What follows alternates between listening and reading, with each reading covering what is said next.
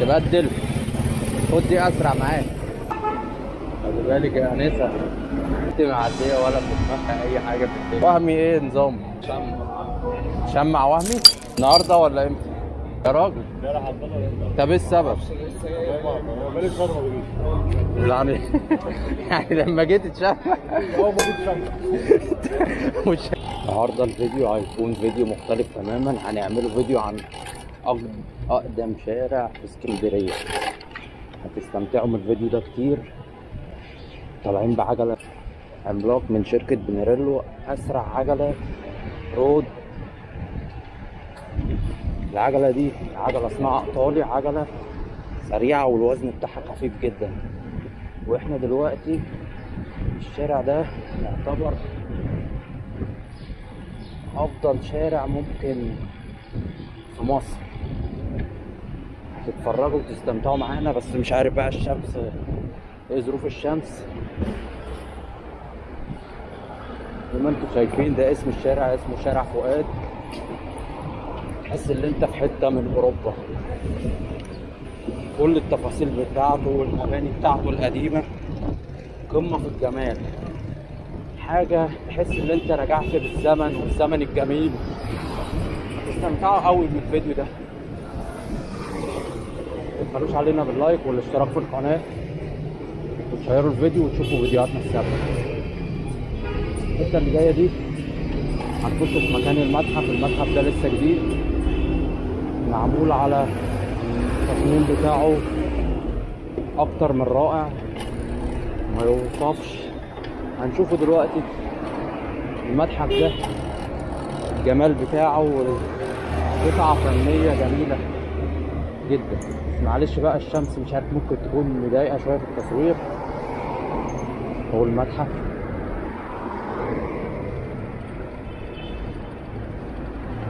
يعتبر قمة في الجمال، ولسه برضه هنخش اكتر جوه المتحف، نتفرجوا ونستمتعوا بالمتحف دوت.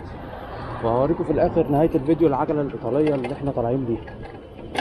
فين الجمال. المتحف ده لسه مفتتح في 24، بس بصراحة قطعة من الجمال، يعني قطعة فنية جميلة جدا. ودي المباني اللي حوالين المتحف، حاجات معمارية عظيمة وألوان. الحاجات القديمة دي أحسن من الحاجات الجديدة 100 مرة. أنا عن نفسي بحب القديم أكتر. هنا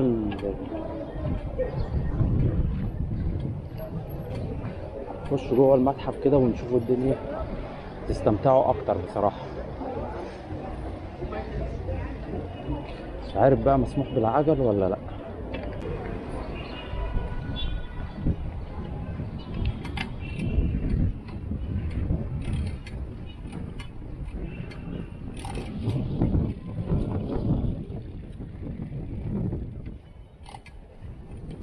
صراحة حاجة قمة في الجمال، والمباني اللي حوالين المتحف دي جميلة جدا.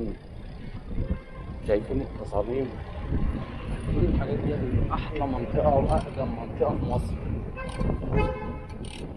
لفة تاني برضه ونشوف.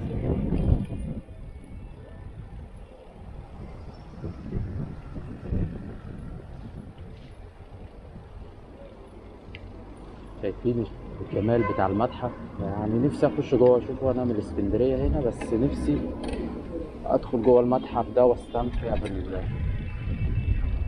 هنا الكلاب دي محتله المكان. خليكم نايمين يعني، عشان احنا ايه ما فيناش حيل نجري.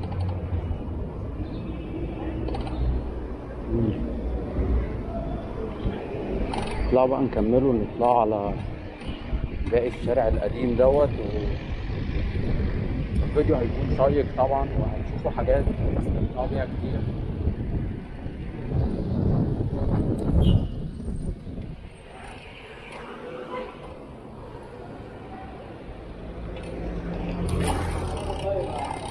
بصراحة العجلة اللي طالع بيها دي عجلة اسمها بنريلو،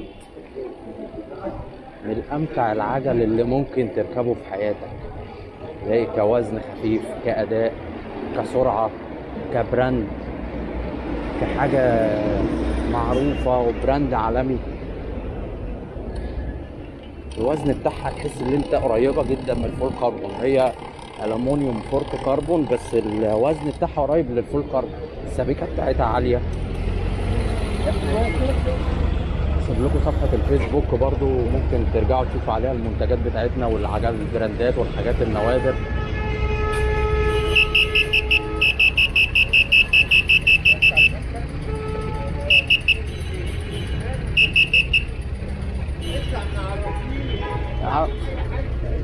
حاضر. انت عامل ايه؟ والله شكرا، انت محترم. راجل محترم جدا. الدنيا زحمه شويه لان الوقت ضيق دلوقتي.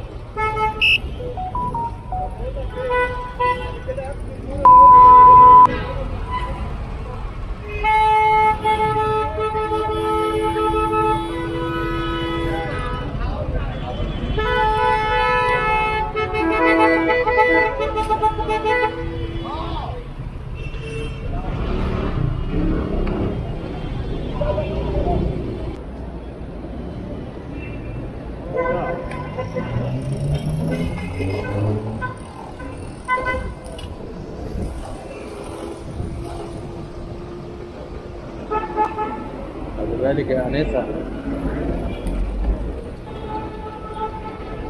ست معديه ولا في دماغها اي حاجه في الدنيا. يلا ولا اشاره ولا حاجه يا عم الحاج. يلا انت كمان هتخش فيا؟ تخش فيا ليه يا عم؟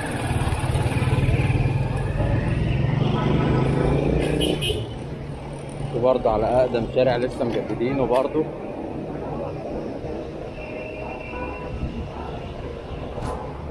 اللي بمشي بالعجله دي من غير اي مجهود، يعني بمشي من اقل حاجه بتفتح معايا، مش محتاج ان انا بدل، يا دوب بديها ربع دفعه هي بتمشي لوحدها خالص.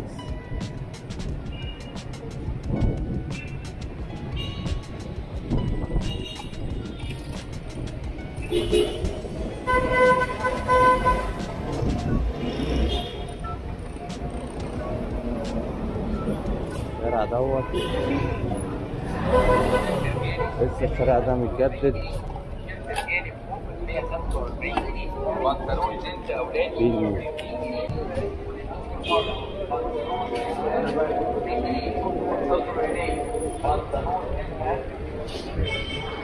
السلام عليكم. مفيش حاجة الفيليب كوتلر؟ عندك ايه الفيليب كوتلر؟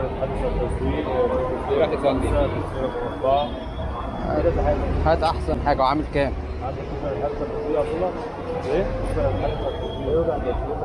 اسمه ايه؟ كوتلر الحدث التصويري. عندنا كاتب تانية يا اخي. لا انا عاوز فيليب كوتلر. ده موجود انجليزي. لا انجليزي ايه يا عم، احنا بنقرا عربي بالعافية. وهمي اجازة النهاردة ولا ايه؟ شمع وهمي؟ ليه كده؟ الناس عملت عليه مشاكل وكان مزاحم وبلبن اتشمع ولا وهمي بس؟ لا بلبن وشلتت؟ ده عامل كام؟ 80. ليه يا عم؟ والله ده 100. 100 ايه؟ ده كانت كتب كنت بجيبها ب 30 و40. انا ساعتها بجاوب ب 10 جنيه والله. 60 قلت لي؟ 90. ايه؟ 90. انا قلت 60.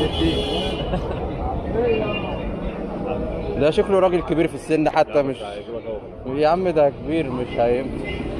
بص الراجل صغره شويه. بص الراجل عامل ازاي، عنده فوق ال 200 سنه. بس اخره كام؟ 70.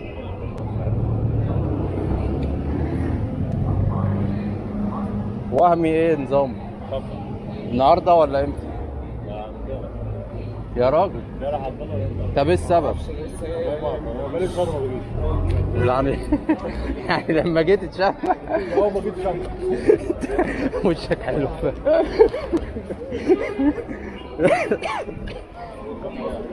لا اروح اسالهم بقى. عمالين يعيطوا. ما اعرفش. فرع يتقفل فيه فروع تاني.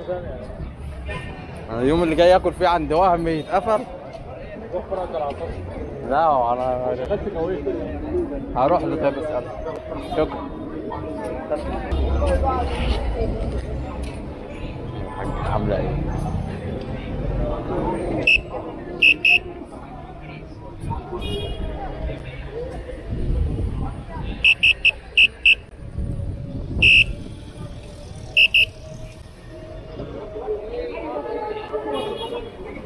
يعني هو مش فاتح النهارده؟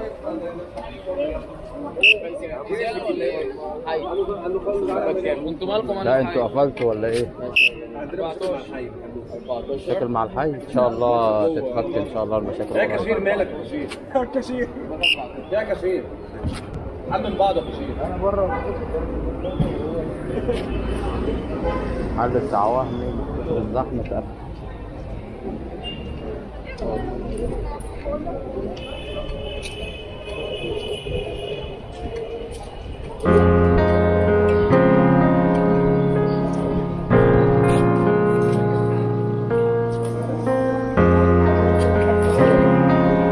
شباب هنا قدام الشارع في اسكندريه لسه متجدد زي ما انتم شايفين الجمال كانه قطعه من اوروبا.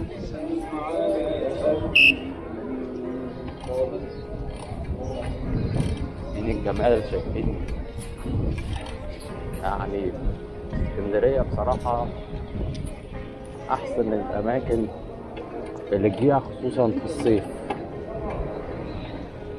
خصوصا في الشتاء قصدي، لان اسكندريه في الصيف بتبقى زحمه جدا، انما احسن وقت تقدر تيجي دلوقتي والجو يعني يعتبر كويس،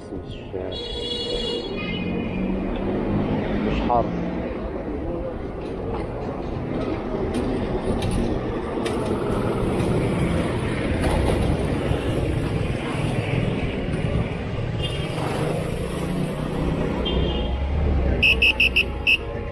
كده موجوده في الشعب العاديه. احنا دلوقتي واقفين عند محل وهمي هو اتقفل لان عندهم مشاكل مع الحي، وهو عم شلتت وعم بلبن كل الحاجات دي اتقفلت عشان عندهم مشاكل مع الحي، بس هم شغالين تيك اواي لان هم كان بيعملوا ازدحام كبير قوي ازدحام كبير قوي في الشارع، وبيعطلوا المرور وبيوقفوا الدنيا، فالشارع فؤاد كله بيقف عشان دول مكعبلين الدنيا. فهم الحقيقة اكيد اخد معاهم موقف،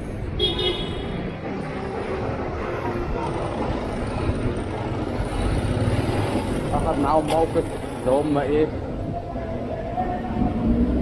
قفلوا لهم المكان مؤقتا لحد ما يشوفوا حل مع الحي، لان بيعطلوا الشارع جامد، واحنا في وقت حرج دخلت العيد، فالشوارع كلها زحمه، وده شارع رئيسي شارع فؤاد، فلازم يشوفوا حل. يعني الحلات دي عليها زحمه كل حاجه، بس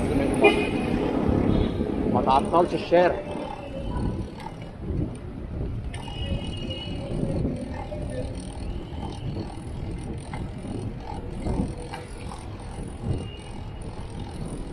هي كل حاجة مثلا لازم تكون مقننة، يعني مثلا عشان انت تستفيد وتكسب ما تعطلش مصالح الناس وتعطل الطريق، هي دي الفكرة. العجلة بصراحة الزحمة أحسن حاجة، ولا بتستهلك بنزين، ورياضة مفيدة لكل حاجة، مفيدة لعضلة القلب، ومفيدة لكل، بتمرن كل حتة في جسمك. كفاية اللي هي بتضيع عندك الطاقة السلبية، لو انت مثلا متضايق ولا متعصب او متنرفز من حاجة، بتطلع تمشي بالعجلة بتنسى كل ده، بتعمل ريفريش او بتعمل ريستارت، هي جميلة. الراجل ده شغال بعجلة تقيلة عليه.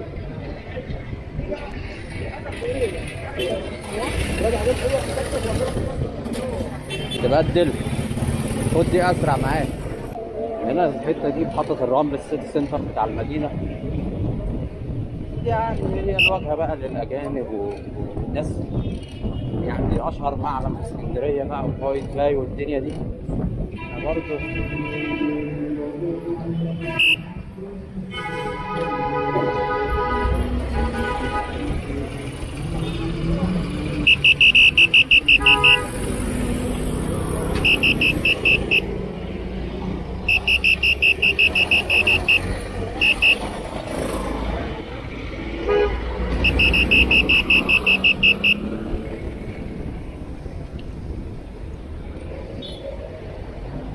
قلت برضه ترجعوا تشوفوا الفيديو اللي فات اللي صار مع فريق أليكس بايك فور ايفر.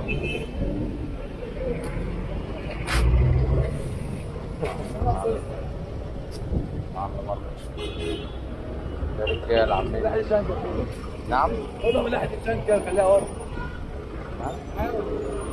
يا عم عجلة جميلة يا عم وربنا يقويك. زي الفل والله. والله 100 100 يا عم وانت راجل محترم. الله يعينك ويقويك والله. انا قلت له بدل مش راضي. مش راضي؟ قلت له خد دي اديله فرق. وهدي لك فرق كمان. اديله فرق. اللي انت عاوزه كفايه اللي هي منك. انا هاخد دي وهديك فرق كمان. اه يا عم كفايه ان هي العجله بتاعتك. بجد يا عم اللي انت عاوزه، المهم ان انت تكون مبسوط اهم حاجه. ويا عم كل مجتهد نصيب يا عم وربنا يقويك وتجيب الاحسن من دي باذن الله. انت محترم.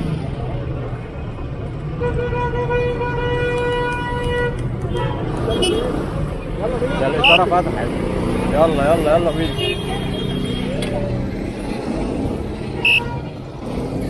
الله الله ينور. ماشي هخش على يمين، خش يمين.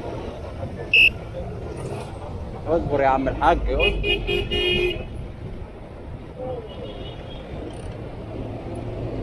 خلي بالك.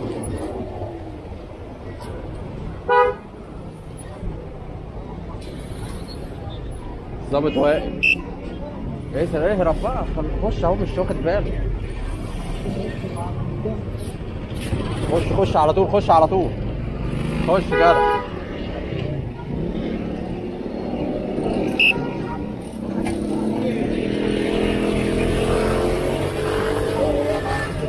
معلش معلش، حصل خير حصل خير. كويس، الله ينور عليك، الله ينور. ربنا يستر طريقك. خلي بالك. الراجل بتاع التروسيكل ده لو الظابط مسكه هياخد منه التروسيكل اللي هو يعني بياكل بيه عيش. ده يعني مثلا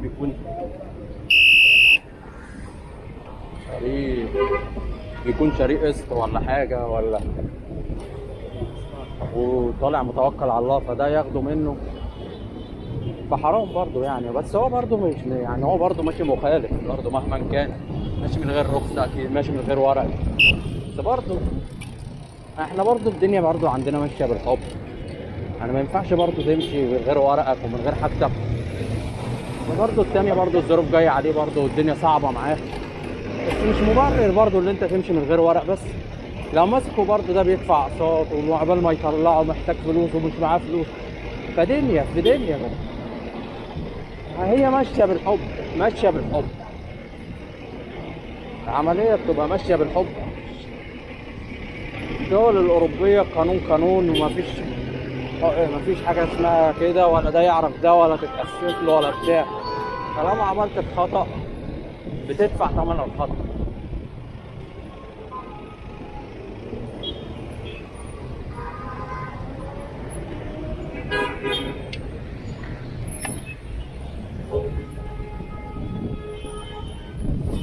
ده لقص.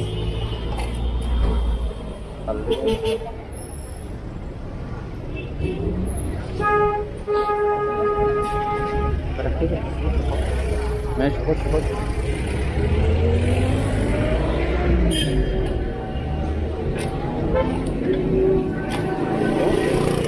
يا ابن اللعيبه.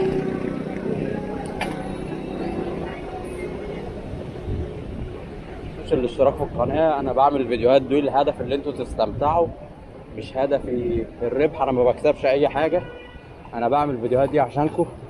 يعني عاوز الدعم البسيط اللي انتوا تشتركوا في القناه، تضغطوا على زر اللايك. هو ده هدفي. تشوفوا فيديوهاتنا السابقه هتستمتعوا منها كتير. لما قلت لكم هسيب لكم صفحه الفيسبوك شوفوها، في حاجات حلوه عليها. المتجر بتاعنا بقى هتشوف عجل بقى استيراد وحاجات عاليه جدا. انت عاوز تروح فين؟ مستعجل ليه كده؟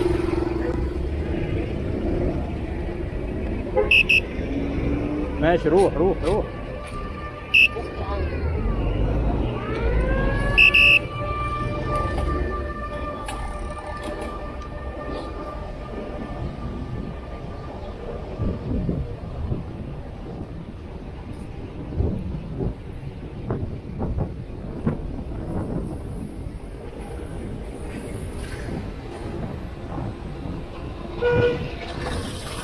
نلحق عشان نلحق. محبش اخش في الاشاره على اخر لحظه، الموضوع خطر شويه.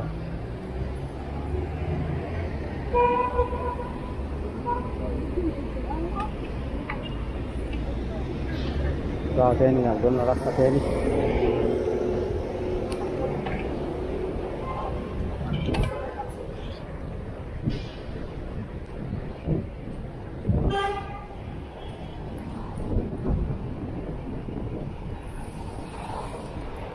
اعطيني عند وهمي.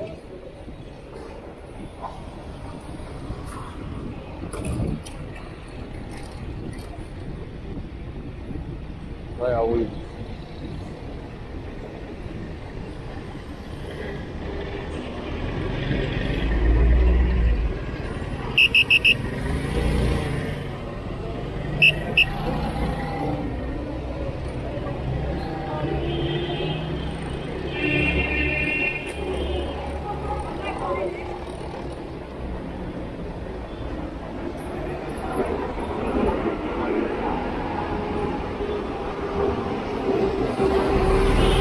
هنا المطافي بتاعت كوم الدكة. المطافي دي قديمة ويعني حاجات حاجات تاريخية من تاريخ اسكندرية. وفي الساعة اللي فوق دي ساعة قديمة قوي، يعني حاجة من معالم اسكندرية. كان في عربية كلاسيك كان نفسي اشوفها، بس كانوا حاطينها بره زمان من 10 سنين او 15 سنة. عربية متصنعة من الخشب بس دخلوها جوه كانت انتيكة، كان نفسي اصورها.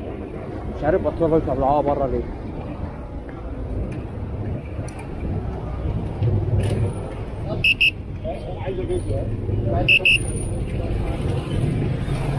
ده العجل الاصلي بتاع زمان، حمال الاسية، عجل اللباني. عجل تقيل قوي بس سريع. كان زمان ده هو ده وسيله المواصلات ولسه مستمر حتى الان.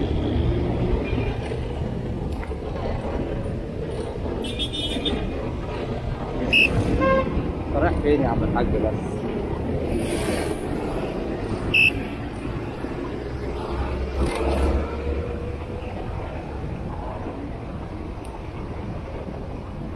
جايين على الحته بتاعت الاستاد برضه لسه مجددينها.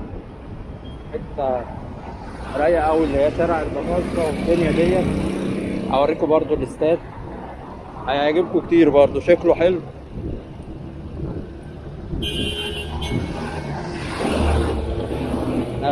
دلوقتي زي ما قلت لكم احنا في رمضان، في اخر 10 ايام. كل سنه وانتم طيبين، داخلين على عيد مبارك عليكم. واتمنى كل الناس تكون بخير وسعاده ومتجمعين في الخير.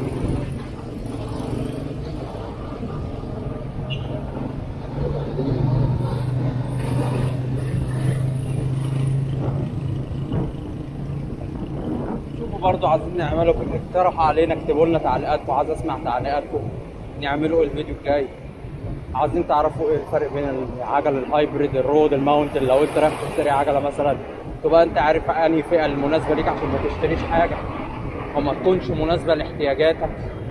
فانتوا اكتبوا لنا اقتراحاتكم وتعليقاتكم، عايزين تشوفوا ايه، اعمل فيديو عن ايه، دي اهم حاجه، عشان كان انتوا عندكم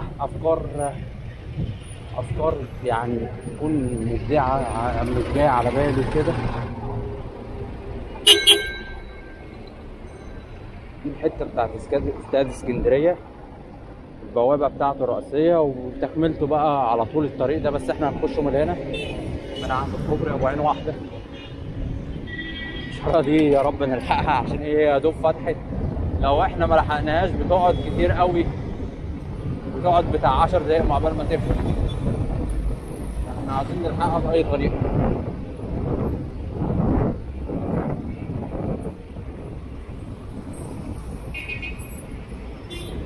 عاوزكم برضو ما تنسوش تشتركوا في القناه، تشوفوا فيديوهاتنا السابقه، استمتعوا منها كتير جدا وهتبهركم وهتعجبكم.